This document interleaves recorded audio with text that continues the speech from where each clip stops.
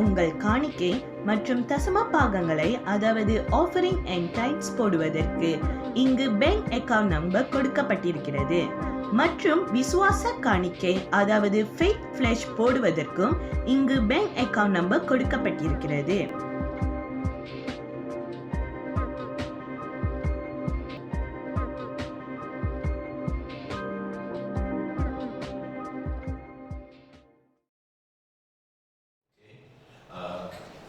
எப்படி கேள்விப்படுவார்கள்?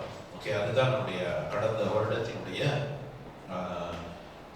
வாக்குத்தத்த சபைக்குரியதான செய்தியாக இருந்துச்சு. இன்று இந்த ஆண்டில் கூட அதே தலைப்புல தான் நம்ம இருக்கிறோம். ஓகே, என்னோட சேர்ந்து ரோமருக்கு எழுதிருக்கோம் 10:15 முதல் வாசிக்க கேட்கிறோம். சரி, 17 ஓகே 13 இருந்து 15 வரைக்கும் வாசிக்க. ஆதலால் கர்த்தருடைய நாமத்தை தொழுது கொள்கிற எவனும் ரட்சிக்கப்படுவான். அவரை விசுவாசியாதவர்கள் எப்படி அவரை தொழுது கொள்வார்கள்? அவரை குறித்து கேள்விப்படாதவர்கள் எப்படி விசுவாசிப்பார்கள்? பிரசங்கிக்கிறவன் இல்லாவிட்டால் எப்படி கேள்விப்படுவார்கள்? அனுப்பப்பட்டுவிட்டால் எப்படி பிரசங்கிப்பார்கள்? சமாதானத்தை கூறி நற்காரியங்களை சுவிசேஷமாய் அறிவிக்கிறவர்களுடைய பாதங்கள் எவ்வளவு அழகானவைகள் என்று எழுதியிருக்கிறதே. பரலோக தேவனே, இந்த காலங்களில் கூட வார்த்தைக்காக நன்றி செலுத்துகிறோம். இந்த ஆண்டிலும் ஆண்டவரே சுவிசேஷ பணியானது தொடர்ந்து நடக்கத்தக்கதாக சபைகளிலே ஆண்டவரே மறுபடியும் ஒரு மறுமலர்ச்சி உண்டாக்கும்படியாக ஜெபிக்கிறோம்.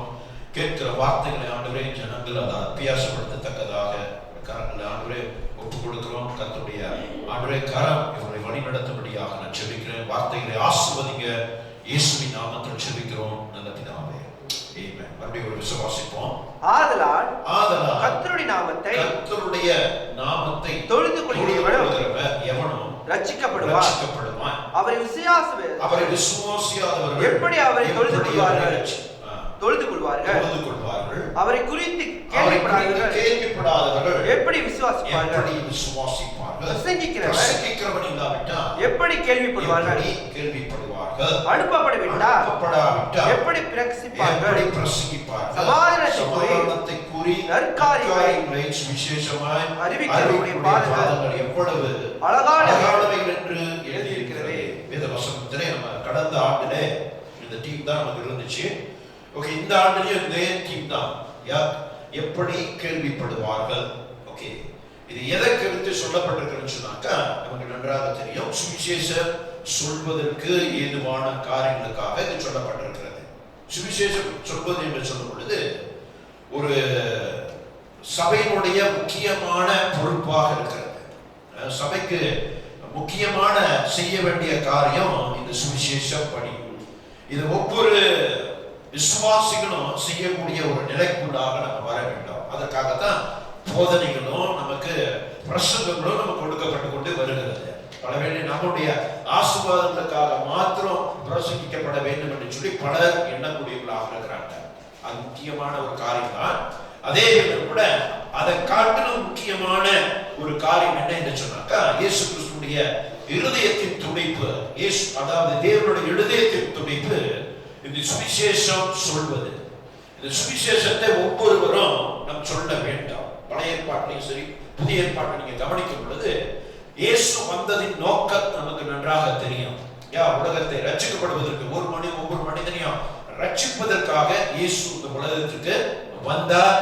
அவருடைய வேலையை செய்துட்டு அவர் கடந்து சென்றார். இன்றைக்கு நம்முடைய கரங்களில் இந்த பொறுப்புகளை கர்த்தர் வைத்திருக்கிறார். ஆகவே ரோமர் இந்த மத்திய புத்தகத்திலே 28 நீங்க பார்க்கும் பொழுது கடைசி அதிகாரத்திலே 18, 19, 20 வசனங்கள் இவ்வளமாக சொல்லப்பட்டிருக்கிறது. வாசிப்போம்.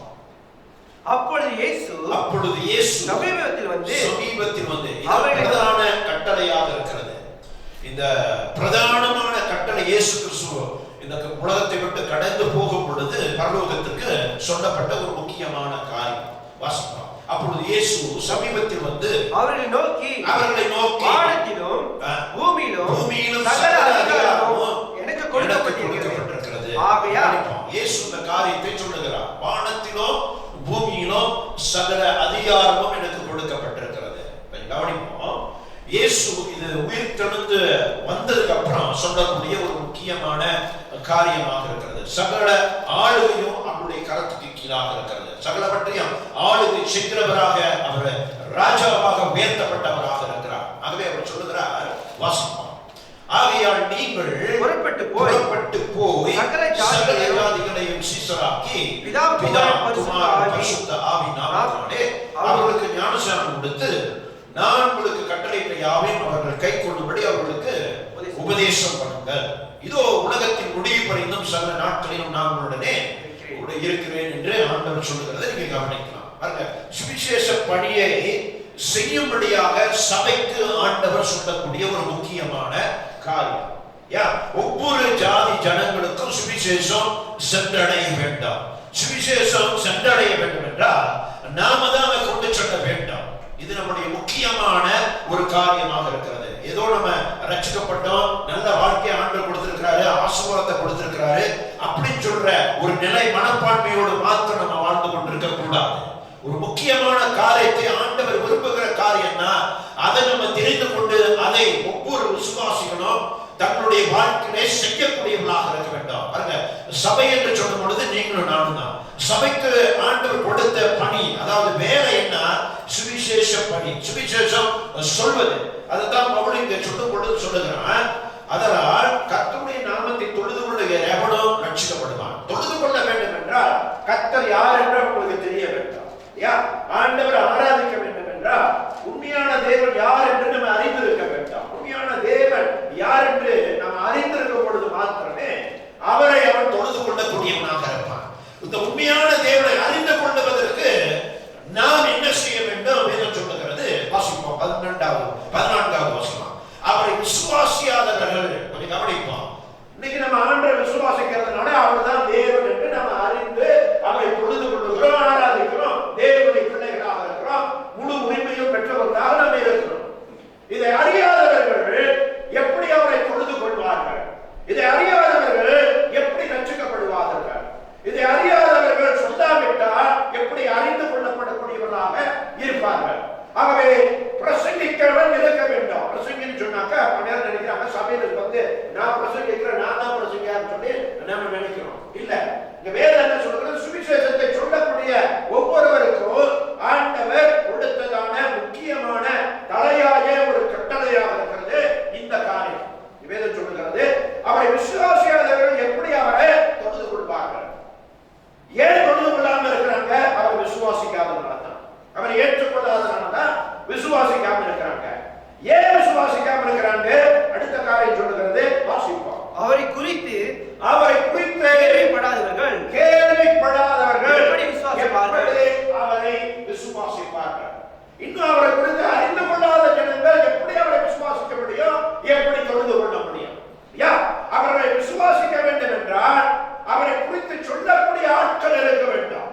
இயேசுவை குறித்து மற்றவர்களுக்கு சுவிசேஷத்தை சொல்லக்கூடிய ஆட்கள் நமக்கு தேவை. சபைக்கு தேவை. இதுதான் ஆண்டவர் நமக்கு கொடுத்திருக்கிற முக்கியமான பிரதான கட்டளையாக இருக்கிறது. இது நம்ம ஒருபோதும் நம்ம என்ன செஞ்சிடக்கூடாது? சபையானது மறந்து விடவே கூடாது. இந்த வேலை ஆண்டவராக இயேசு கிறிஸ்து இந்த பூமியிலிருந்து போகிறதுக்கு முன்பாகவே துவங்கப்பட்டதான ஒரு காரியமாக இருக்கிறது. ஆண்டவர் மறுபடியும் வர்ற வரைக்கும், இரண்டாவது வரையில ஆண்டவர் வரும் வரைக்கும் இந்த சுவிசேஷ பணி சபை செய்து கொண்டே இருக்க வேண்டாம்.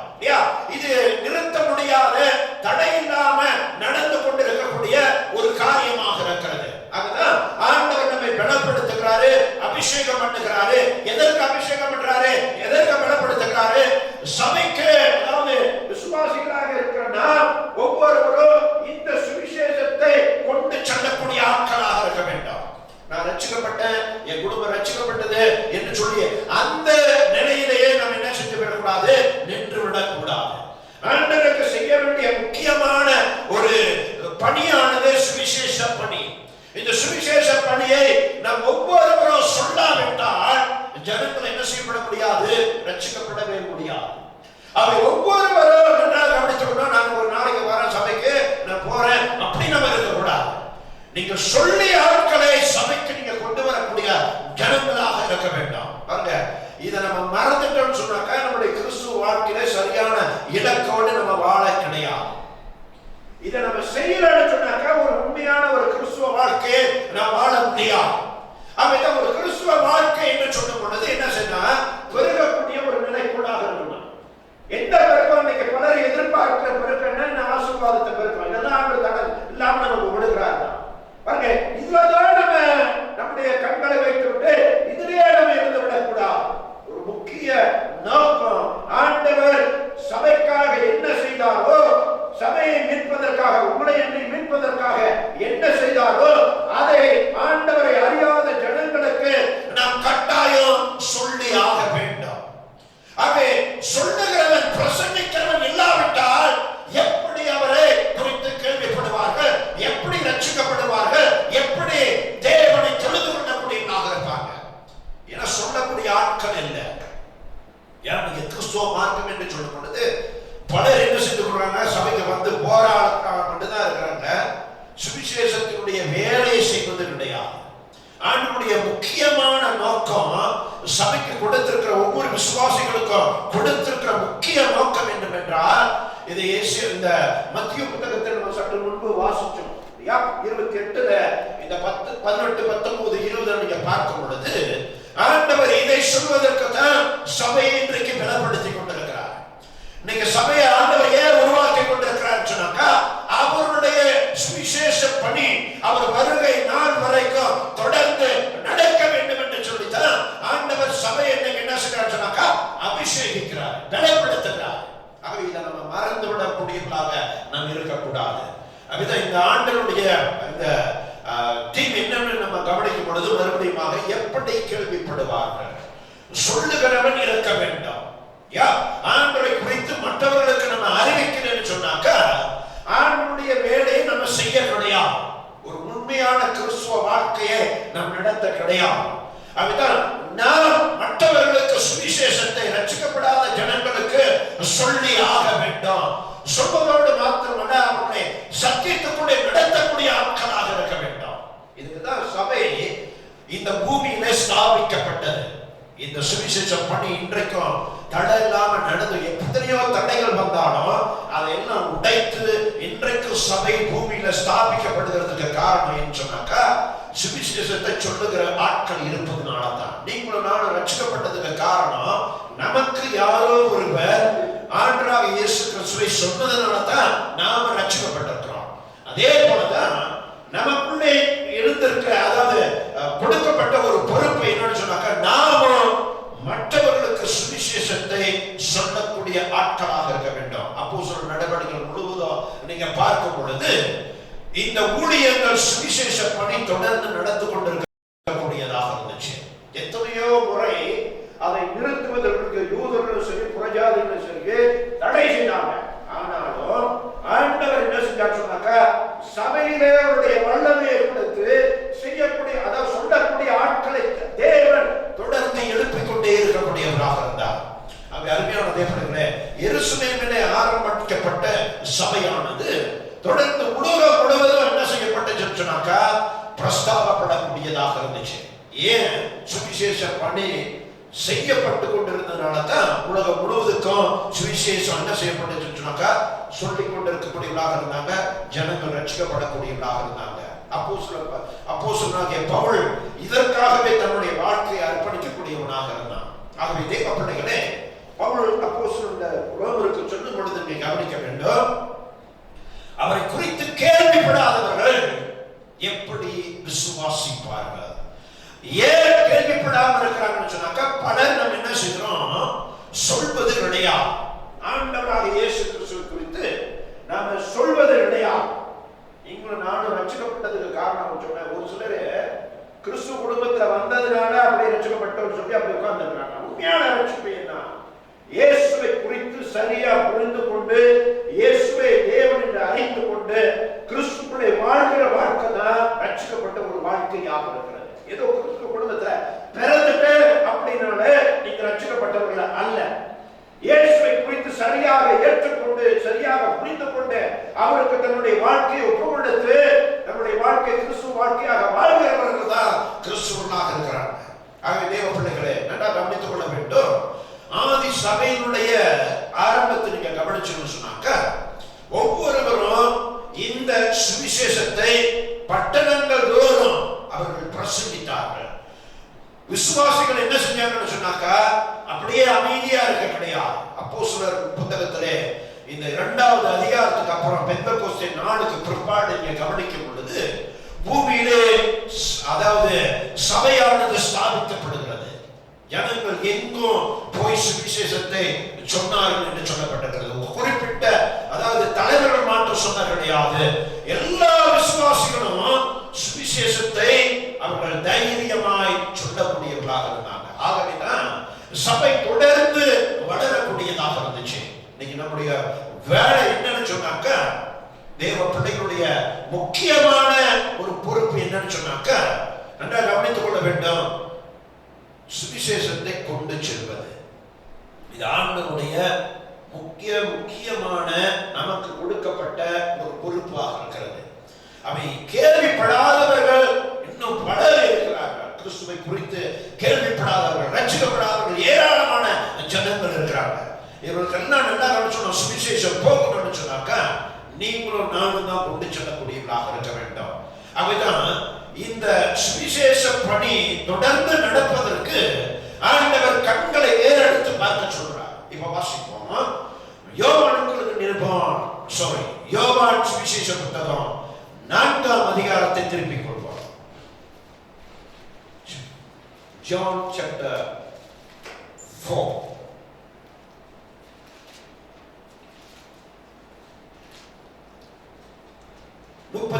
இருந்து வாசிப்போம். இயேசு அவர்களை நோக்கி நான் என்னை அனுப்பினவருடைய சித்தத்தின்படி செய்து அவருடைய கிரியைகளை முடிப்பதே என்னுடைய போஜனமாய் இருக்கிறது. இயேசு வந்ததின் நோக்கத்தை இங்க சொல்றார். அடுத்தது ஆண்டவர் இந்த சீஷர்களுக்கு சொல்லுகிறார். என்ன சொல்றார் கவனிப்போம். அறுப்பு காலம் வருகிறதற்கு இன்னும் 4 மாதம் செல்லும் என்று நீங்கள் சொல்லுகிறது இல்லையா? இதோ கொஞ்சம் கவனிப்போம். விதைக்கப்பட்ட விதை அறுவடைக்கு வருவதற்கு முன்பு விளைந்து இருக்கும். அவை விதைத்த விதைகள் அறுவடைக்கு வரும் பொழுது அவங்க சொல்லுவார்கள், இன்னும் 4 மாதம் இருக்குது, அதுக்குள்ள அப்பொழுது நம்ம அறுவடையை செய்யலாம் என்று சொல்லி. இப்ப வேதம் சொல்லுகிறது, நல்லா கவனிச்சுக்கோம், பூமியிலே சபைக்கு ஆண்டவர் சொல்லக்கூடிய காரியம் அறுவடை ஆயத்தமா இருக்குது. வாசிப்போம். இதோ வயல் நிலங்கள் இப்பொழுதே அறுப்புக்கு விளைந்திருக்கிறது என்று உங்கள் கண்களை ஏறெடுத்து பாருங்க. எதை குறித்து ஆண்டவர் சொல்றாரு? வயல் நிலங்களை குறித்து ஆண்டவர் என்ன சொல்றாரு? நல்லா சொல்லணும். இந்த விதைத்த விதையை குறித்து ஆண்டவர் சொல்ல கிடையாது. சுவிசேஷத்தை சொல்லும்படியான காரியத்தை தான் சொல்றாரு. ஏராளமான ஆத்துமாக்கள் இருக்கிறது. நாம அறுக்கலன்னு சொன்னாக்கா சத்துரு அவைகளை அழித்து கொண்டு போவான். நாம சுவிசேஷத்தை சொல்லணும்னு சொன்னாக்கா அத்தனை பேரும் ரட்சிக்கப்படாம எங்க போவாங்க? நரகத்துக்கு போவாங்க. ரட்சிக்கப்படாத அத்தனை பேரும் நமக்கு அவருடைய முடிவு நமக்கு தெரியும் எங்க போவார்கள் என்று சொல்லி. ஆகவே தேவ பிள்ளைகளை நம்முடைய கண்களை ஏறெடுத்து பார்க்கணும். இன்னும் எனக்கு இடம் கிடைக்கல, இன்னும் எனக்கு ஆட்கள் கிடைக்கலன்னு சொல்லி நாம என்ன செய்யக்கூடாது? அமைதியா இருக்கக்கூடாது. இங்க விதைத்தவர்கள் சொல்லக்கூடிய மாதிரி இன்னும் 4 மாசம் இருக்குது, இன்னும் காலம் இருக்குது அப்படி சொல்லக்கூடிய காலகட்டத்திலே நம்ம இருக்க கிடையாது. என்னைக்கு சபையை ஆண்டவர் பூமியில ஸ்தாபித்தாலோ அன்றையில இருந்தே கர்த்தர் மறுபடியும் சபைக்கு சொல்லக்கூடிய காரியம் என்னன்னு சொன்னாக்கா அறுவடை ஆயத்தமா இருக்குது. ஆத்துமாக்கள் ஆயத்தமா இருக்கிறது. அந்த ஆத்துமாக்களை தேவனுடைய சமூகத்தில் கொண்டு வருவதற்கு நன்மை ஆண்டவர் என்ன செய்யறாரு சொன்னாக்கா ஆயத்தப்படுத்தி வச்சிருக்கிறார். நாம தான் போய் என்ன செய்யணும்? அறுக்கணும். நாம அறுக்கணும்னு சொன்னாக்கா நான் முதல்ல சொன்ன வண்ணமாக சத்துரு அறுவடை செய்வான், பிசாசு அறுவடை செய்வான். சுவிசேஷம் போய் சொல்லலன்னு சொன்னாக்கா அவனுடைய முடிவு என்னன்னு நமக்கு நல்லா தெரியும். இயேசுவை குறித்து அவன் கேள்விப்படலன்னு சொன்னாக்கா அவன் ரட்சிக்கப்பட முடியாது. அவன் ரட்சிக்கப்படலன்னு சொன்னாக்கா அவனுடைய முடிவு நரகமாகத்தான் இருக்கும். ஆகவே நன்றாக கவனித்துக் கொள்ள வேண்டும். நாம செய்ய வேண்டிய அறுவடைய பிசாசு செய்து விடாதபடிக்கு ஆண்டவர் நம்முடைய கண்களை ஏறெடுத்து பார்க்க சொல்றார். சுற்றி இருக்கிற ஜனங்களை பாருங்க, எத்தனை பேர் பேர் சுவிசேஷத்தை அறியாம இருக்கிறாங்க. கொஞ்சம் கவனிப்போம். ரட்சிப்பு என்று சொல்லும் பொழுது குறிப்பிட்ட தமிழ் ஜனங்களுக்கு மட்டும் இல்லை, நம்ம சுற்றி இருக்கிற ஆட்களை நம்ம பார்க்கணும். எத்தனையோ சீனர்கள் இருக்கிறாங்க, எத்தனையோ தமிழ் குடும்பங்கள் இருக்கிறாங்க. தமிழ்களை மட்டும் பார்க்கறவங்களா இருக்கக்கூடாது. எத்தனை சீன பேர் இருக்கிறாங்க நம்ம பக்கத்துல பாருங்க, கொஞ்சம் கவனிச்சு பாருங்க. அவங்களுக்குலாம் நாம சொல்லலைன்னா யாரு சொல்ல போகிறா? அதுதான் இயேசு சொல்றாரு, உன் கண்களை ஏறெடுத்து பாருங்க, அறுவடை ஆயத்தமா இருக்குது. அவர்களுக்கு சுவிசேஷம் போய் சொல்லணும், சுவிசேஷம் போய் சேரணும். நம்ம நினைப்போம் சீனவங்களுக்கு சீனாவை சொல்லுவாங்க, நம்மளுக்கு கவலை இல்லை. நல்லா சொல்லணும், நம்மளை குறித்து நம்ம கிட்ட தான் ஆண்டு கணக்கு கேட்பேன். அத்தனை வருஷம் அவன் பக்கத்துல இருந்தானே, அவனுக்கு என்னைக்காவது என்ன குறித்து நீ சொன்னியா? யோசிச்சு பாருங்க. இத்தனை வருஷம் நீ அவங்க பக்கத்துல இருந்த, என்ன குறித்து ஒரு முறையாவது நீ சொன்னியா? நம்ம கிட்ட தான் ஆண்டு கேட்பாரு.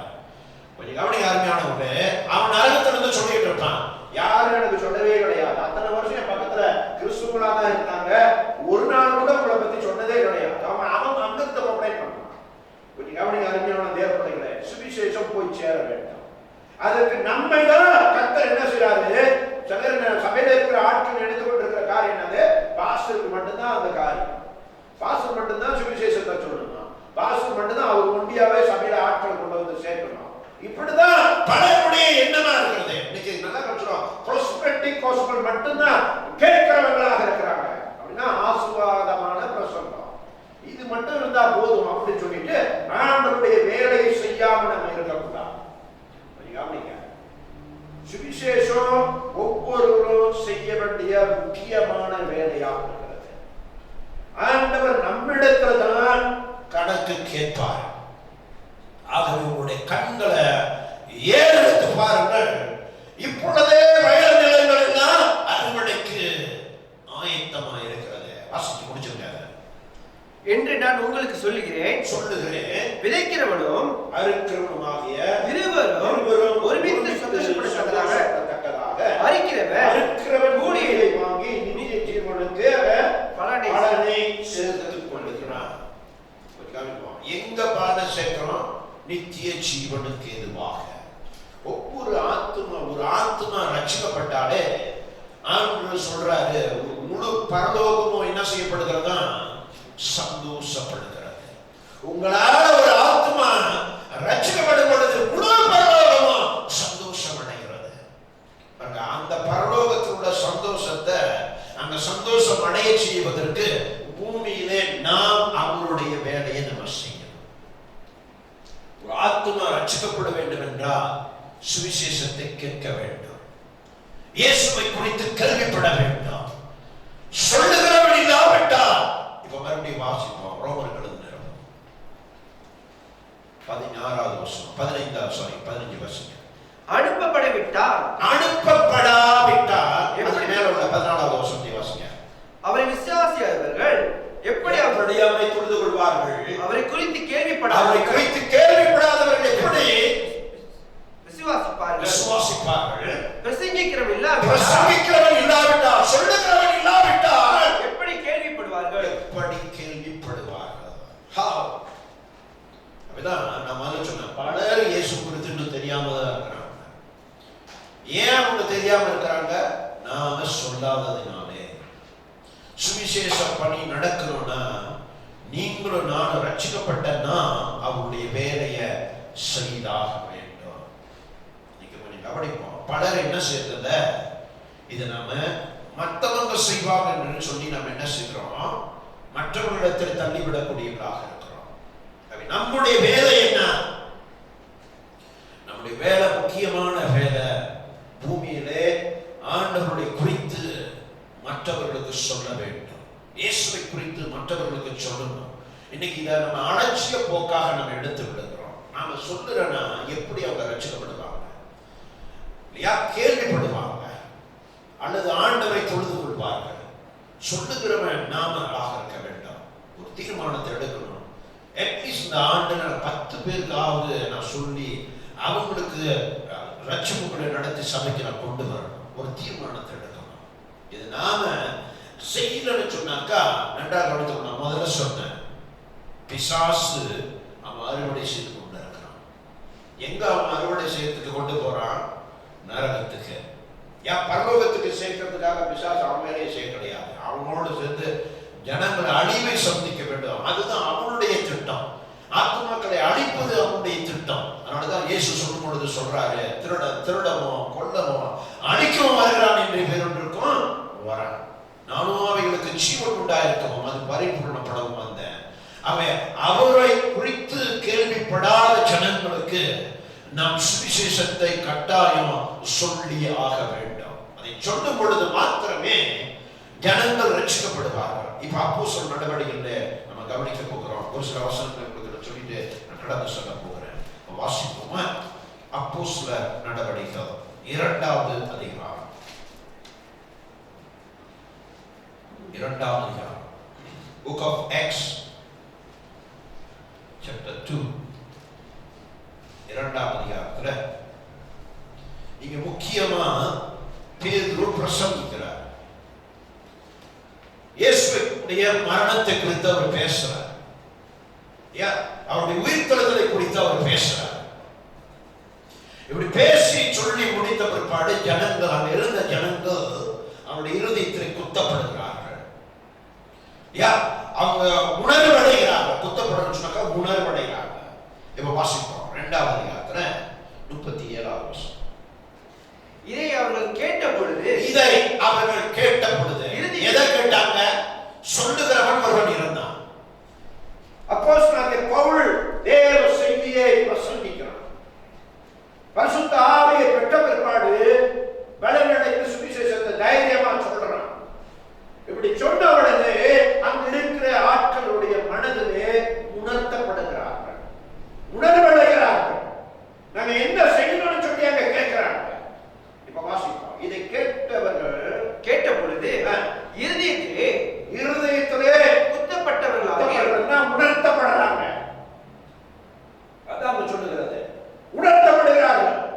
இப்ப வாசிப்போம். பேதுருவையும் மற்ற அப்போஸ்தலரையும் பார்த்து சகோதரரே நாங்கள் என்ன செய்ய வேண்டும் என்றார்கள். என்ன கேட்டிருப்பாங்க? ரட்சிக்கப்படுறதுக்கு நம்ம என்ன செய்யணும்? ஏன்னா சொன்ன காரியம் அவனுடைய வாழ்க்கையில வேலை செய்ய ஆரம்பிக்குது. நம்மளே ஒரு தீர்மானம் எடுத்துக்கூடாது.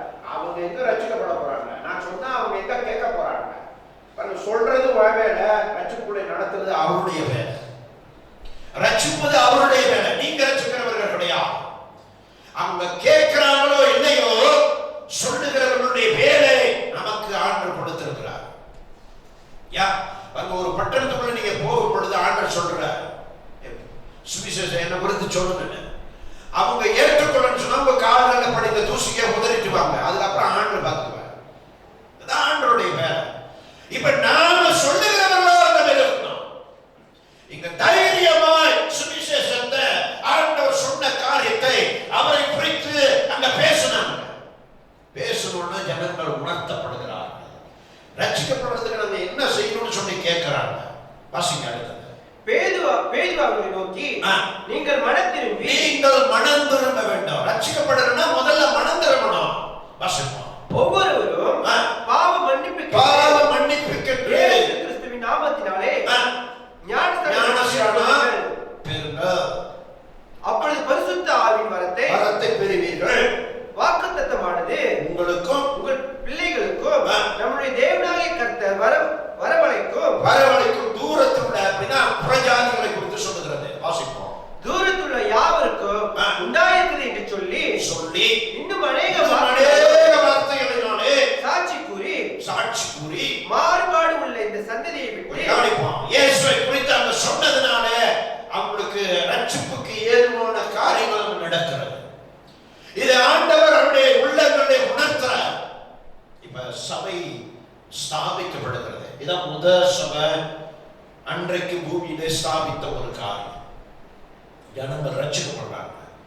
ரட்சிக்கப்பட்டவர்கள் என்ன செஞ்சாங்க? இப்ப வாசிப்போம். 46, 47 வசனங்களை வாசிப்போம்.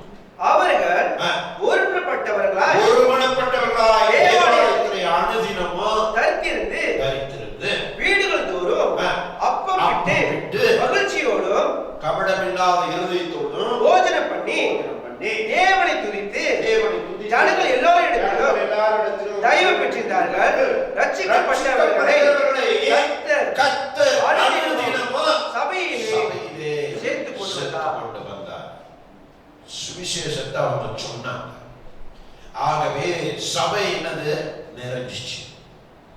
அநேகர் சொல்லாதனால தான் சபை என்ன செய்வதில்லை, வளருவது கிடையாது. அநேகர் அலட்சிய போக்கு, இது பாஸ்டருடைய வேலை, அவங்களுக்கு தானே சுவிசேஷத்தை சொல்றதுக்கு ஆண்டு அழைச்சிருக்காங்க, நம்ம இல்லையே அப்படின்னு தவறான ஒரு எண்ணம். சொல்லுகிற ஆட்கள் நீங்களாக இருக்கணும். ரட்சிப்புகளை நடத்துவது ஆண்டவருடைய வேலை. சுவிசேஷத்தை சொல்லலைன்னா எப்படி கேள்விப்படுவார்கள், ரட்சிக்கப்படுவார்கள்? அவன் சொல்லக்கூடிய ஆட்கள் அங்க இருந்தாங்க. இங்க ஆரம்பிச்சது அப்போஸ்தலர் நடவடிக்கைகள் முடிக்கிற வரைக்கும் இந்த வேலை தொடர்ந்துகிட்டே இருந்துச்சு. சுவிசேஷம் பெருகிடுச்சு. இப்ப எருசலேம்ல ஆரம்பிக்கப்படுகிறது. அடுத்து நீங்க கவனிச்சுன்னு சொன்னாக்கா நீங்க பார்க்கலாம், சமரியா, யூதேயா, கலிலேயா, இப்படி எல்லா இடங்களையும் சுவிசேஷம் பரவ ஆரம்பிச்சிச்சு. யாருப்பா காரணம்? ஏன்? சொல்லக்கூடிய ஆட்கள் பெருகினார்கள், சொல்லக்கூடிய ஆட்கள் சுவிசேஷத்தை கொண்டு சென்றார்கள், சொல்லக்கூடிய ஆட்கள் ஜனங்களுக்கு பயம் இல்லாம சுவிசேஷத்தை சொன்னார்கள். ஆகவே தான் சபை என்ன செஞ்சிச்சு, வளரக்கூடியதாக இருந்துச்சு. இன்னைக்கு அருமையான தேவ பிள்ளைகளை, இன்னைக்கு சபையினுடைய பொறுப்பு என்னன்னு சொல்லி நம்ம உணர்ந்து கொள்ளக்கூடியவர்களாக இருக்க வேண்டும். நாம ஆண்டுடைய வேலையை நம்ம செய்து கொண்டே இருக்க வேண்டும். ஆண்டு இயேசு வர்ற நாள் வரைக்கும் சுவிசேஷ பணி தொடர்ந்து செய்யப்பட்டு கொண்டே இருக்க வேண்டும். நம்மோடு முடிந்து விடக்கூடாது. நம்முடைய சந்ததி, நம்முடைய பிள்ளைகள், இவங்க தொடர்ந்து அந்த வேலை என்ன செய்யணும், செய்து கொண்டே இருக்கக்கூடிய ஒரு நிலைக்குள்ளாக வர வேண்டாம். நாம சொல்லுறேன்னா நமக்கு பின்னால இருக்கிற நம்முடைய குடும்பத்தில் உள்ளவர்களும் சொல்ல மாட்டாங்க. அவங்களும் இப்படித்தானே வாழ்ந்துட்டு இருந்தாங்க. யாருக்கும் சொன்னாங்க, சபைக்கு போனாங்க, வந்தாங்க, இதை சொல்றதே கிடையாது, இதை கற்றுக் கொடுப்பதே கிடையாது. மற்றவங்களுக்கு ஆண்டவர் யார் எப்படிப்பட்டவர்கள் சொல்வதற்கு இவங்களுக்கே திராணி இல்லாதவர்களாக இருப்பாங்க. ஆகவே அவருடைய குடும்பங்கள் உள்ளவர்கள் மற்றவர்களுக்கு என்ன செய்ய மாட்டாங்க, சொல்ல மாட்டாங்க. தேவ பிள்ளைகளை நன்றாக கவனித்துக் கொள்ள வேண்டும். இது ஒவ்வொரு, அதாவது சபைக்கு கொடுக்கப்பட்ட தரிசனமாக இருக்கிறது, ஆண்டுடைய திட்டமாக இருக்கிறது. இந்த வேலை தொடர்ந்து நடந்து கொண்டே இருக்க வேண்டாம். அந்த அருமையான தேவ பிள்ளைகளை நாம் என்ன செஞ்சிடக்கூடாது, சோர்ந்து போய்விடக்கூடாது. அப்போஸ்தலர் 2வது அதிகாரத்துக்கு அப்புறம் சபைக்கு துன்பங்கள் வர ஆரம்பிக்கிறது. ஆனா அவங்க வேலையை அவங்க என்ன செய்யல, நிறுத்த கிடையாது. அவங்களை பிடிச்சு சிறைச்சாலையில் போட்டாங்க, ஆனா வேலை நின்று போக கிடையாது. தொடர்ந்து அவங்க என்ன செஞ்சாங்க, பட்டணங்கள் தோறும். இந்த 6வது அதிகாரத்துக்கு அப்புறம் நீங்க பார்க்கணும், 6வது அதிகாரத்துல ஸ்தேவானுடைய மரணம் என்று வருகிறது. அது வரைக்கும் சுவிசேஷம் எங்க நடந்து கொண்டிருந்துச்சுன்னு சொன்னாக்கா எருசலேமுக்குள்ள மட்டும் நடந்து கொண்டிருந்தது. உலகத்துக்கு சுவிசேஷம் போக கிடையாது. இப்ப இந்த ஸ்தேவானுடைய மரணத்துக்கு அப்புறம் நீங்க பார்த்தீங்கன்னா விசுவாசிகள் அங்கேயும் சிதறடிக்கப்படுகிறார்கள். சிதறடிக்கப்பட்ட இவர்கள் எங்கோ சென்று சுவிசேஷத்தை சொன்னார்கள் என்று சொல்லப்பட்டிருக்கிறது. தேசங்களுக்குள்ளாக கொண்டு சென்றாங்க.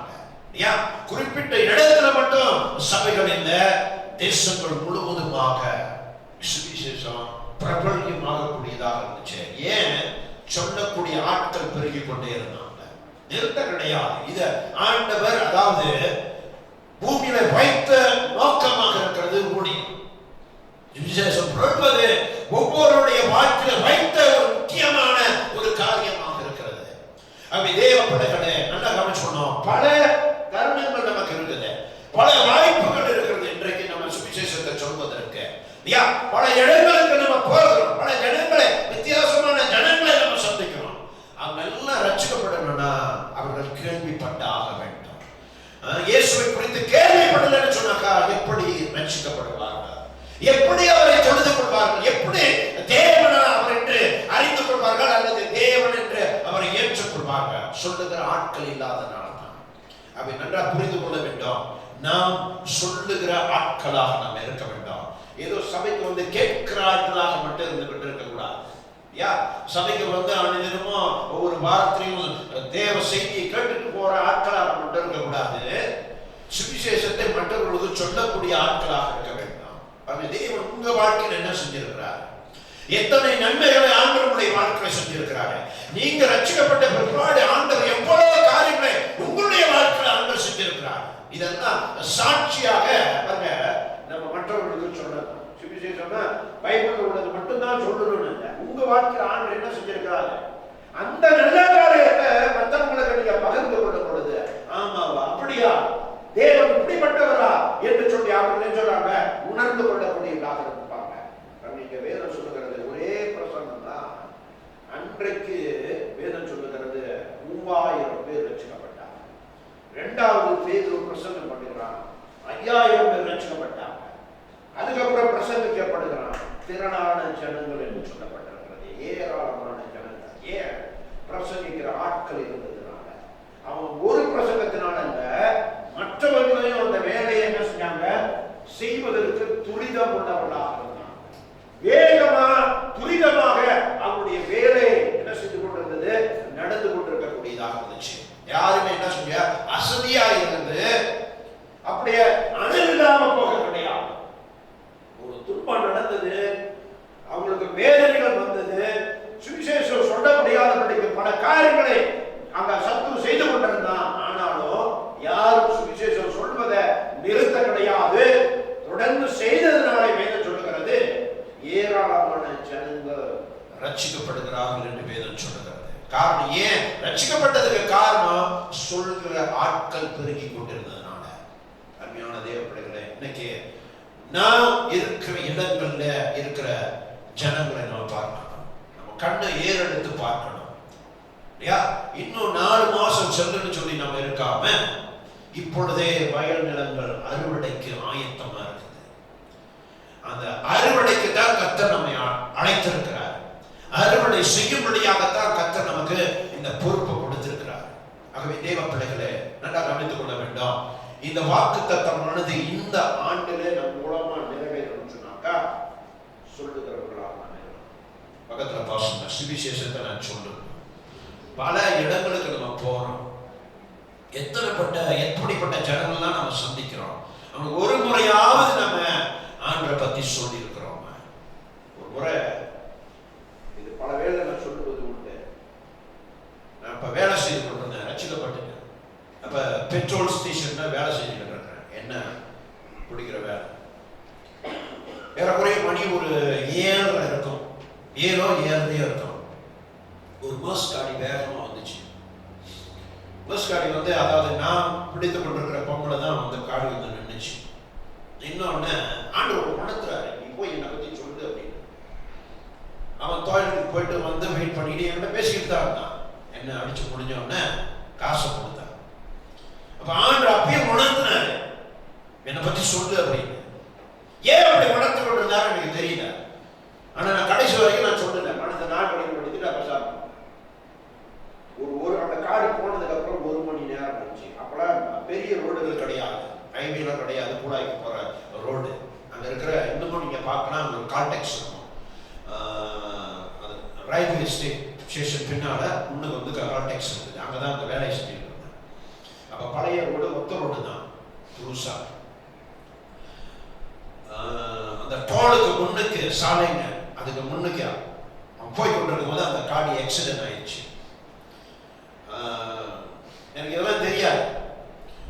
நான் காலையில அடிச்ச காடி வெள்ளை, அதாவது பால் நிற மோசு, பால் நிற, அப்படின்னா அந்த கலர் தான் பசங்க போட வச்சிருப்பாரு. அந்த மாதிரி மோசு பால் நிற கலர்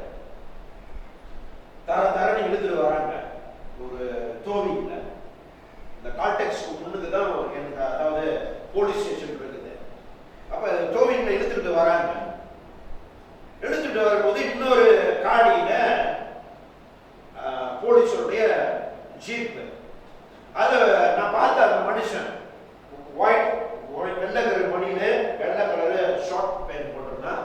இது வரைக்கும் ஸ்டாக்கிங் போட்டிருந்தான். 2 காலில் வெள்ளை சம்பாங்க. இப்படிதான் இருந்துச்சு. அந்த வண்டியில வந்த உடனே அந்த பாஸ் கொடுப்பது என்னோட நான் காலையில் அடிச்சு இது காடி வருது அப்படின்னு சொல்லி அடிபட்டு நொறுங்கி போய் முன்னுக்கெல்லாம் இதான் ஐயோ வருது. அதுக்கு பின்னால வந்த பேனை நான் பார்க்குறேன், அவனுடைய கால் அப்படி கருத்து இதை போட்டு மூடிருக்கேன்னா கால் மட்டும் தெரியுது பின்னால. ஆண்டு சொன்னாரு, அவங்ககிட்ட சொன்னேன், இப்ப பாரு கொஞ்சம் கவனிங்க. அன்னைக்கு நான் சொல்லி இருந்தா அவன் ரட்சிக்கப்பட்டு செத்துருப்பான். ஆனா நான் சொல்லாதனால அன்னைக்கு தான் ஆண்டவர் என்ன உணர்த்தினாரு. கொஞ்சம் அந்த ஆத்மாவை யாரு அந்த ஆத்மாவுக்கு விருதுகள் கடன் கொடுக்கணும்.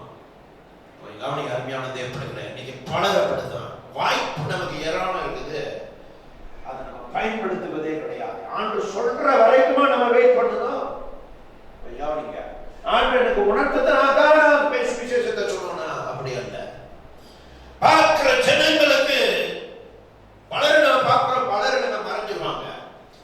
போயிடுவாங்க. ஆனா நம்ம சொல்லி இருக்கிறோமா? அதுதான் முக்கியமான ஒரு காரியம். அருமையான தேவ பிள்ளைகளே, ஆண்டவருடைய சுவிசேஷத்தை தைரியமா சொல்லக்கூடிய ஆட்கள் இருக்கிறோம். நமக்கு ஆண்டவர் அந்த அபிஷேகத்தை கொடுத்திருக்கிறார், அந்த வல்லமையை கொடுத்திருக்கிறார். வேதம் சொல்லுகிறது 1 கொரிந்தியர் புத்தகத்துல 1வது அதிகாரத்துல 18வது வசனத்தை வாசிங்க. சிலுவையை பற்றிய உபதேசம் கெட்டு போகிறவர்களுக்கு பைத்தியமாயிருக்கிறது, ரட்சிக்கப்படுகிற நமக்கு அது தேவ பலனாய் இருக்கிறது. நம்ம ரட்சிக்கப்பட்டவர்களுக்கு இந்த இந்த சுவிசேஷமானது தேவ பலனாக இருக்கிறது. இந்த பலத்தோடு தான் அன்றைக்கு இருந்த கிறிஸ்துவர்கள் அப்போஸ்தலர் நடவடிக்கைகளை நீங்க பார்க்கும் பொழுது சுவிசேஷத்தை தைரியமா சொன்னாங்க. சாவே வந்தாலும் பரவாயில்ல. இன்னைக்கு நம்ம எல்லாரும் சாவுக்கு பயப்படுகிற தொடர்புடைய பயந்துட்டு இருக்கிறோம். யார் என்ன செஞ்சிட முடியும்? தைரியமா சொல்லணும். இன்னைக்கு தைரியமா சொல்லக்கூடிய ஆட்கள் கிடையாது அன்றைக்கு. இதனாலதான் சபை தொடர்ந்து அதனுடைய வல்லமையை இழந்து போகாம இருந்துச்சு. ஆண்டவர் சபைக்கு கொடுத்ததான ஒரு முக்கியமான ஒரு காரியம் என்னன்னு சொன்னாக்கா, அந்த வல்லமையை ஆண்டவர் கொடுத்திருக்கிறாரு. சபைக்கு எதை கொடுத்திருக்கிறாரு? வல்லமையை கொடுத்திருக்கிறார். அந்த வல்லமையோட தான் நம்ம என்ன செய்யணும்? செயல்படணும். இப்ப வாசிப்போம் மத்திய புத்தகத்துல 16வது அதிகாரம் 19வது வசனம் வாசிப்போம். இங்க பேதுருவிடத்திலே கர்த்தர் சொல்றார், வாசிப்போம். பரலோக ராஜ்யத்தின் திறவுகோல்களை நான் உனக்கு தருவேன். பூலோகத்திலே கட்டுகிறது எதுவோ அது பரலோகத்திலும் கட்டப்பட்டிருக்கும். பூலோகத்திலே கட்டவிழ்ப்பது எதுவோ அது பரலோகத்திலும் கட்டவிழ்க்கப்பட்டிருக்கும். இதுதான் சபைக்கு ஆண்டவர் கொடுத்திருக்கிற ஒரு வல்லமை. வாசிப்பு அடுத்தது. அப்பொழுது அதுக்கு முன்னுக்குள்ள 2 வசனங்களை வாசிங்க. பேதுரு ஆண்டவர் சொல்றதை கவனிப்போம். இயேசு அவனை நோக்கி யோனாவின் குமாரனே சீமோனே, நீ பாக்கியவான். மாம்சமும் இரத்தமும் இதை உனக்கு வெளிப்படுத்தவில்லை, பரலோகத்தில் இருக்க என் பிதா இதை உனக்கு வெளிப்படுத்தினார். மேலும் நான் உனக்கு சொல்கிறேன், சொல்லுகிறேன், நீ பேதுருவாய் இருக்கிறாய். இந்த கல்லின் மேல் சபையை கட்டுவேன். பாதாளத்தின் வாசல்கள் அதை மேற்கொள்வதில்லை. என்ன சொல்றாரு ஆண்டவர்? பாதாளத்துடைய வாசல்கள், பிசாசுடைய வல்லமைகள் சபையை மேற்கொள்ள முடியாது. ஹல்லேலூயா. அதுதான் சுவிசேஷத்தினுடைய வல்லமையை கர்த்தர் சபைக்கு தந்திருக்கிறார். சுவிசேஷ வல்லமையுடையது. அது எந்த மனிதனையும் என்ன செய்யலாம்? ரட்சிக்கக்கூடியதான ஒரு வல்லமை பெற்றது. அந்த பாதாளத்தின் வாசல்கள் மேற்கொள்ளாத ஒரு உரிமையோ சலுகையோ வல்லமையோ சபைக்கு ஆண்டவர் கொடுத்திருக்கிறார். அது மறந்து விடவே கூடாது. அதனாலதான் இந்த வல்லமையோடு தான் ஆதி அப்போஸ்தல சபைகள் இயங்கக்கூடியதாக இருந்துச்சு. சொல்லுகிறவர்கள் தைரியமாய் சுவிசேஷத்தை கொண்டு சென்றாங்க. இன்னைக்கு நம்மளுடைய பயம் என்னது? நம்மளுடைய பிரஸ்டீஜ். அவங்க நம்ம சொல்லிட்டா நம்மளை வந்து என்ன நினைச்சுக்குவாங்க? இதே பலருடைய எண்ணம். நம்ம இயேசுவை பத்தி சொல்லிட்டா நம்ம அதோட பேசாம போட்டோம். நீ பேசிக்கிட்டே இரு. ஹல்லேலூயா. சொல்றத சொல்லிக்கிட்டே தான் இருக்கணும். அதை நிறுத்தக்கூடாது. ஆதி அப்போஸ்தல சபையில நீங்க பார்க்கிறோமோ, அவர்கள் சுவிசேஷத்தை சொல்லிக்கொண்டே தான் இருந்தாங்க. பேதுரு பிடிச்சு சொல்றாங்க, சிறைச்சாலையில போயிட்டு சொல்றாங்க, இதை குறித்து நீ பேசவே கூடாது. சொன்னாங்களா இல்லையா? இதை குறித்து இந்த நாமத்தை குறித்து பேசவே கூடாது. பேதுரு என்ன சொன்னாங்க? உங்களுக்கு கீழ்ப்படுகிறதா இல்ல தேவனுக்கு கீழ்ப்படுகிறதா? யாருக்கு நம்ம கீழ்ப்படியணும்? தேவனுக்கு தான் கீழ்ப்படியணும். அவங்களால நிறுத்துவதற்கு முயற்சி பண்றாங்க, அதை நிறுத்த முடியல. அவன் தைரியமா மறுபடியும் போய் அதே வேலையை செய்யறான். சிறைச்சாலையில போடுறாங்க. ஆண்டவர் என்ன செஞ்சாரு? பேதுரு உள்ள இருக்கிறான், சபையா இருந்தாலும் விசுவாசிகளும் ஜெபம் பண்ணிக்கிட்டு இருக்கிறான். ஆண்டவர் என்ன செஞ்சாரு? சிறைச்சாலையின் கதவுகளை தட்டி எழுப்புறார், தூதனை அனுப்புறார். அவன் விழாக்களை தட்டி எழுப்புறான். அவன் கனவு காண்றது போல இருந்துச்சு. முதலாம் காவலையும் 2ஆம் காவலையும் கடந்து ஆண்டவர் என்ன செய்யறார்? கேட்டை திறந்து விடுறார். சிறைச்சாலையின் கதவை திறந்து பேதுருவை போய் சுவிசேஷத்தை தைரியம் தைரியமா சொல்லுன்னு ஆண்டவர் சொல்றார். தைரியமா நிறுத்தாம சொல்லக்கூடியவனாக இருந்தான். அருமையான தேவப்பிள்ளைகளே, பயந்தாம் மொழினா பேதுருவை போல பயந்தாம் மொழி கிடையாது. ஆனா இந்த பேதுரு ஆண்டவருடைய வல்லமையை பெற்றவன் சுவிசேஷத்தை தைரியமா அவன் சொல்ல ஆரம்பிக்கிறான். அருமையான தேவப்பிள்ளைகளை இன்னைக்கு நல்லா கவனித்துக் கொள்ள வேண்டும். இன்னைக்கு ஆவியானவரை கர்த்தர் நமக்கு கொடுத்திருக்கிறார். இந்த ஆவியானவர் வல்லமை உள்ளவர். இப்ப வாசிப்போம். அப்போஸ்தலர் 1:8 எல்லாருக்கும் தெரிந்த ஒரு வேத பகுதி. முடிச்சவன் பரிசுத்த ஆவி உங்களிடத்தில் வரும்போது நீங்கள் பலனடைந்து எருசலேமிலும் யூதேயாவிலும் சமாரியா பூமி கடைசி பரியந்தமோ எனக்கு சாட்சியா என்னவா இருப்பீங்க? எனக்கு சாட்சியா இருப்பீங்க. என்ன குறித்து சொல்லுவீங்க? நான் யாருன்னு சொல்லி ஜனங்கள் உங்களுடைய சாட்சி மூலமாக அறிந்து கொள்வார்கள். ஏன்னா வேதம் சொல்லுகிறது, ஆண்டவர் வல்லமையை கொடுக்கிறார். ஹல்லேலூயா. வல்லமையோடு நம்ம என்ன செய்யணும்? சுவிசேஷ பணியை நம்ம செய்யணும். தைரியமா அதை நம்ம செய்யும் பொழுது ஆவியானவர் நம்மை நடத்துவதை நம்ம பார்க்கலாம். பரிசுத்த ஆவியானவர் நம்மை அபிஷேகத்துக்கு முக்கியமான காரியமே ஆண்டவருடைய வேலைகளை செய்வதற்காகத்தான் நம்மை அபிஷேகம் பண்ணியிருக்கிறார். ஆகவே தேவ பிள்ளைகளே, இந்த ஆண்டுல ஆண்டவர் ஒரு புதிய ஒரு அபிஷேகத்தை நமக்கு கொடுக்கிறார். புதிய ஒரு அபிஷேகம், பழைய அபிஷேகத்தில் அல்ல, புதிய ஒரு அபிஷேகம். இந்த புதிய அபிஷேகத்தை நம்ம பெற்றுக்கொண்டு கர்த்தருடைய வேலையை வல்லமையா நம்ம செய்ய வேண்டும். அவர் கட்டளை கொள்வோம். வேதத்தை கிளம்பி